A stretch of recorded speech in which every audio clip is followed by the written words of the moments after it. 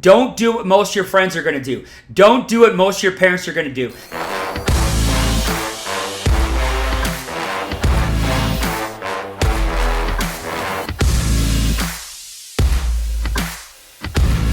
Hey guys, welcome back to my YouTube channel. My name is Steve Holbrook. Today, we are talking about how to build wealth in your 20s. You know, I have a lot of people that follow me on social media that are in their 20s, and I'm constantly inspired by the types of questions that many of them ask me. So today, this video is dedicated to everybody grinding in their 20s that wants to get wealthy. I'm gonna give you 10 points today that you must take away from today's episode. All right, let's get into it.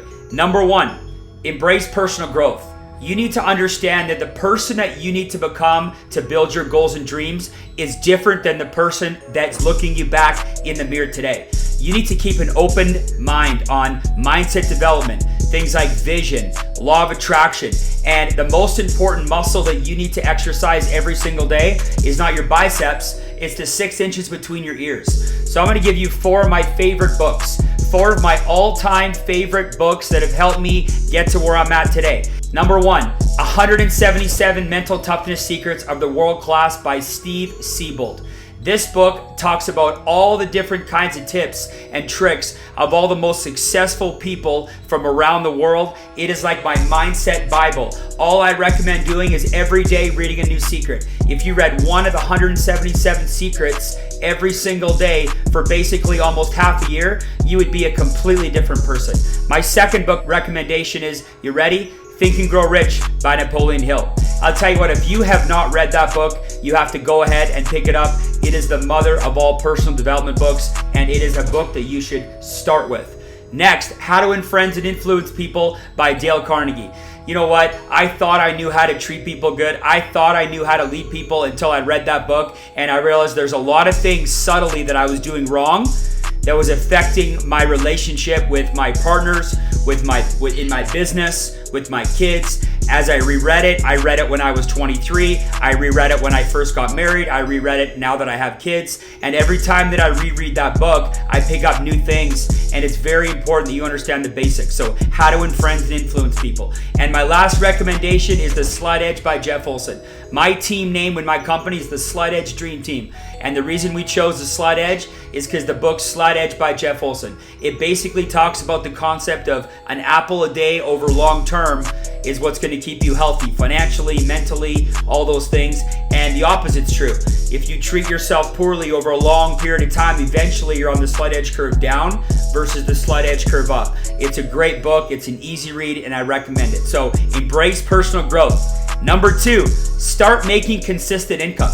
I see a lot of people in their 20s and they're jumping around from job to job or trade to trade, and they never really stick with anything. Look, when I was in my early 20s, I was working at a restaurant. I was making $11 an hour. I was a baker. You know what? Was that my dream long term? No. Was it consistent income? Yeah. So I stuck with it. And I made enough money to support myself and save a little bit of money so that when I found my dream, I'd have the opportunity to jump into it.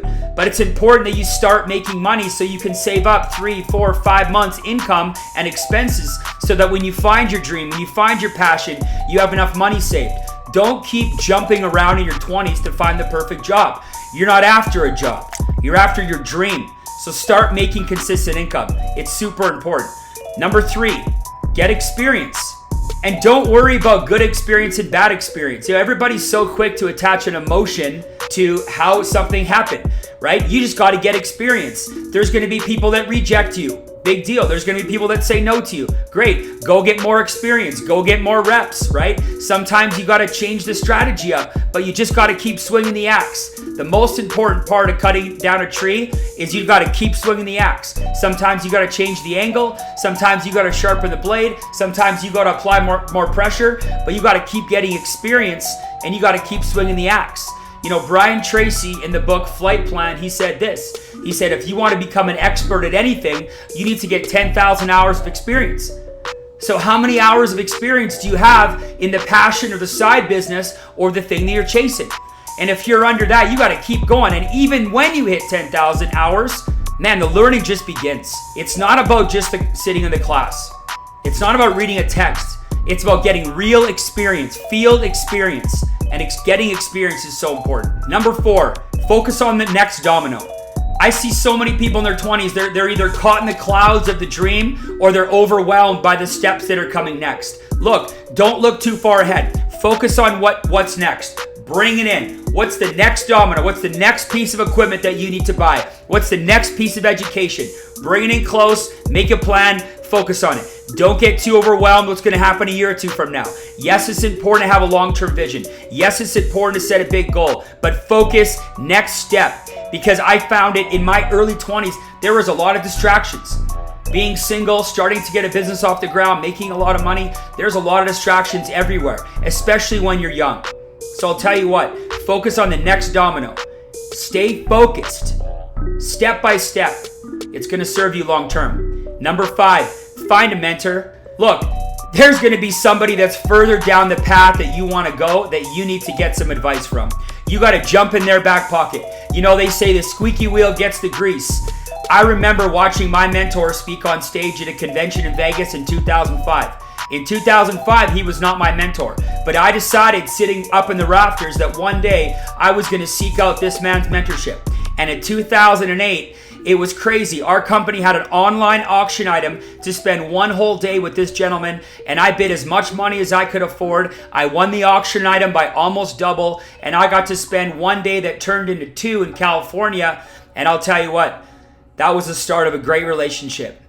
And when I met him, I was ready, and I was prepared, and I knew that leadership is caught, it's not taught. And I had to get around somebody that had the skills, that had the life, had the tools that I needed, and I needed to watch him, how he operated, and that's exactly what I did. Number 6, take some risks. Listen, within reason, but don't be afraid to spend a little bit of money. Don't be afraid to spend a bit of time. You got to work at something, right? You have time. The worst thing you could do is do nothing. So do something. And sometimes getting experience is going to cost you a little bit of money within reason. So time and money is what you're going to have to decide on how much you commit to either one in order for you to get experience. But I'll tell you what, I lost a few $1,000 trying some things out before I found the business opportunity that was right for me. Number 7, understand the rule of 72. The rule of 72 is the rule of compound money. It was invented by Albert Einstein. I'll give you a quick tutorial. If you take the rate of return you're getting on your investment and you divide it into 72, that's how long it's going to take for your money to double. Compound interest. So if you're getting a 7% rate of return, your money's going to double approximately every 10 years. But the same is true for your debt. If you have credit card debt at 18%, your credit card debt is doubling every 4 years. So what does that mean? That means it's super important that you don't get in the trap of carrying high interest debt. Don't do what most of your friends are going to do. Don't do what most of your parents are going to do.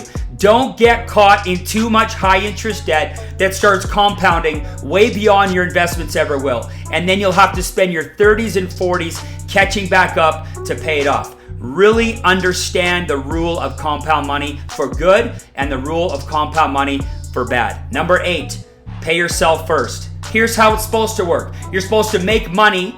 You're supposed to save what you're supposed to save according to plan, and then you spend what's left over. Here's what most people do. They make it, they spend it, and they try and save what's left over, and there's no game plan. Guess how people are doing with that? Not great. So pay yourself first. When I was 23 years old and I was broke and I had no money, I started saving $50 a month.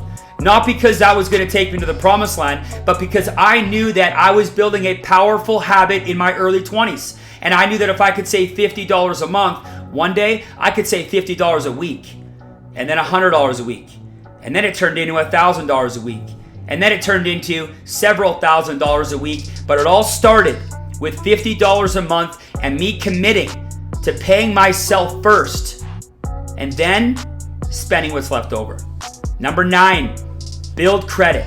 Start small. Take out a small credit card for $1,000. Make sure you can pay it off every single month. Then extend the limit. Never get in over your head. Only take on as much debt as you can possibly pay off on a monthly basis. Why is this important? Because you need to start building credit for when you make major expense purchases, like a new car or even a house. And the better your credit is, the better your credit history is, and the history of you paying it off, having it, and paying it off, That could help you down the road get a lower interest rate on major purchases, which will ultimately end up saving you potentially hundreds of thousands of dollars in interest long term. So build credit early on, but be responsible with it. Number 10, document the journey. Document the journey. Now, some of you are probably thinking, how is documenting the journey going to help me build wealth in my 20s? Let me explain. Well, everybody on social media right now is trying to figure out how to create the perfect quote or the perfect meme or the perfect picture of themselves in the perfect light. I'm doubling down on documenting my journey. Documenting my journey, which is helping me build my brand.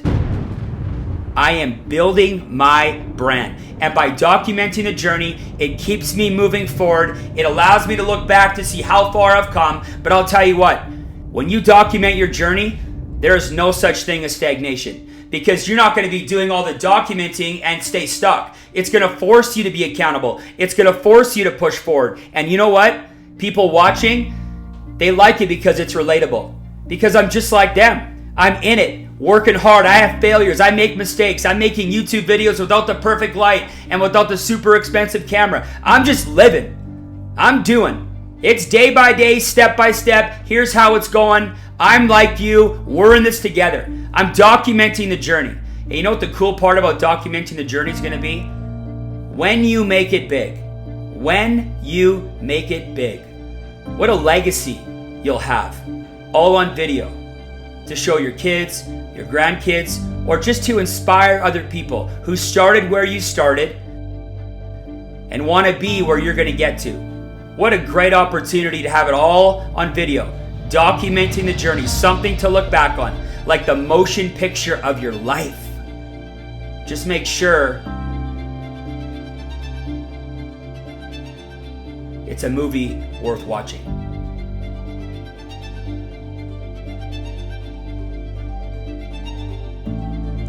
I appreciate you guys. I hope you guys got value out of those 10 things. I know I sure did. That's why I wanted to give them to you. But hey, listen, if you got value out of today's episode, please like, please share, please comment, please give it some love.